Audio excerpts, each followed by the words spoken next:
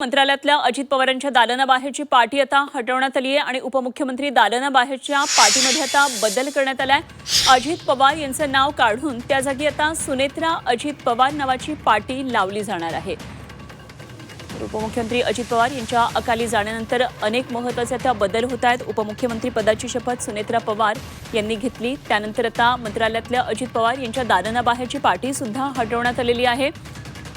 काल याच दालनांमध्ये राष्ट्रवादीचे महत्त्वाचे नेते आले होते, अजित पवारांच्या रिकाम्या खुर्चीकडे पाहत होते, अनेक जण भावुक सुद्धा झालेले होते। तर आता उपमुख्यमंत्री दालनाबाहेरचे अजित पवार यांच्या नावाच्या पाटीमध्ये आता बदल करण्यात येणार आहे। ही पाटी आता काढलेली आहे आणि अजितदादांच्या नावाची ही पाटी काढून त्या जागी आता नवीन पाटी लागणार आहे आणि सुनेत्रा अजित पवार अशा नावाची ही पाटी या ठिकाणी आता लागणार आहे।